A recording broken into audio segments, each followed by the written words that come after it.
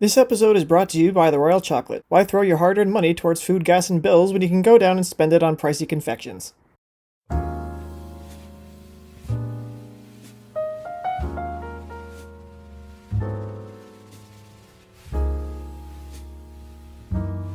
Hello, I'm the Obscure Epicure. If I don't eat, I don't work. Tonight we'll be unboxing some gourmet chocolates for my online university alumni meeting. As you can see, I'm all dressed up for the occasion, so let's see how that goes.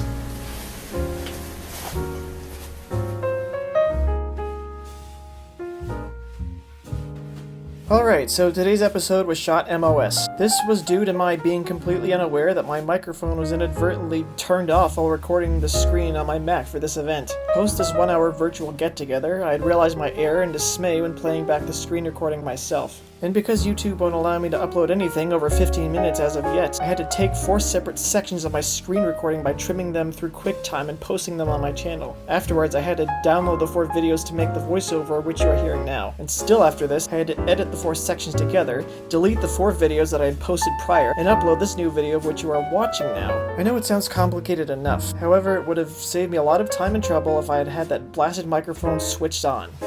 So, note to self. The reason that I had signed up for this online meeting was because it was for a gourmet chocolate tasting, a taste of chocolate, as the event was so aptly named. This would be along with a handful of alums from my university. I also thought that it would be great to catch up with people of whom I've never seen or met before in my life. In order to taste these pricey confections, I had previously donated $15 towards some fund that my university supports. Honestly, I just wanted the chocolate for material. A few days later, a package arrived containing 8 squares of chocolate in a small plastic bag. The bag was tied with a gold string and held together with a blue bow, so I could tell that it was from a legit place, unlike when I ordered that shady box of which my Thanksgiving candy corn came in. The package for the chocolates also contained a small piece of paper. On the front would be the 8 chocolates of which I and the alums would be tasting. Each square in the bag was labeled with a colored sticker from 1 to 8, as they would be tasted online in that specific order. Alright, so these 2 young ladies, Ashley and Alora, opened up the Zoom meeting. I didn't know which was named what because my sound was off. I think both of them worked there since they were co-hosting, or else they just lived in the back because what woman doesn't like chocolate? Since the sound was turned off, I held the package up to the camera, saying that I had not opened the box yet and that I was waiting for the meeting.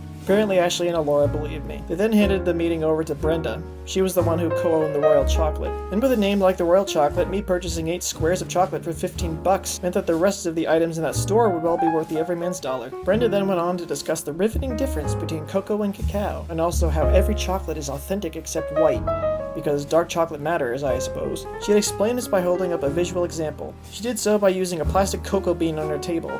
Or cacao bean, whatever it was, I couldn't hear it. After that, Brenda told us to begin tasting the chocolates. Brenda then informed those on the meeting that the chocolate tasting should be an experience. Not only should we taste the square, she explained, but we should also smell and appreciate each unique flavor of the chocolate. By that time, I had already consumed 3 squares. She also held up some bars on her table, explaining where each of the squares had come from. Out of the 8 flavors, I would have to say that the only obscure flavors that stood out to me were the Butler's White with Wild Raspberry Ireland and the Spicy Maya Venezuela. And yes, I remember to smell both of them this time.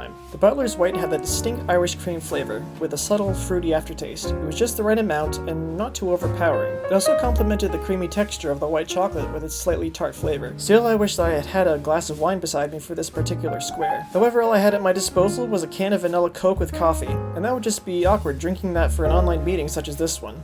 Especially in a wine glass. I just saved that Coke for a later episode. The other obscure flavor that I enjoyed was the Spicy Maya Venezuela. When I bit into that one, the kick came some moments afterwards. Now, I've tasted chocolate chili before on the show, and that was with a glass of raspberry dessert wine from Doug the Bacon Snob's apartment. Still, I would have liked to have that beside me for the Butler's White. The Spicy Maya Venezuela tasted exactly like the chocolate chili bar, but I honestly couldn't taste the difference. This square, however, was a bit thicker, but that's all that I could decipher. After all the squares had been sniffed and consumed, there was the question and answer time. I typed my question in the chat box, asking what was the most obscure flavor of the chocolate in the store. Brenda then thought for a while and said something that I didn't listen to because I already knew the answer. It was my 2 favorite squares, and they sounded as obscure enough to me. Actually, nothing sounded like anything since the microphone was on silent mode. Afterwards, Brenda got up and showed us around the Royal Chocolate. She motioned towards many beautiful bougie gift baskets, as well as chocolate-covered caramel apples that looked like they could easily feed 2 people. Brenda also motioned towards chocolate-covered Twinkies and gummy bears. Meh. People will buy anything as long as it's dipped in chocolate, apparently. And then either Ashley or Alora took the camera aside and said something about how working there means getting paid to eat chocolate. Like I said before, I wouldn't doubt if she lived in the back. So unless you are a die-hard chocolate lover or Mr. and Mrs. Moneybags, Brenda, Ashley, and Alora would certainly appreciate your business if you went down to their location. Perhaps Brenda would even throw in the fascinating difference between cocoa and cacao beans if you gave her a tip. My mother never told me that a $15 package was like a box of chocolates.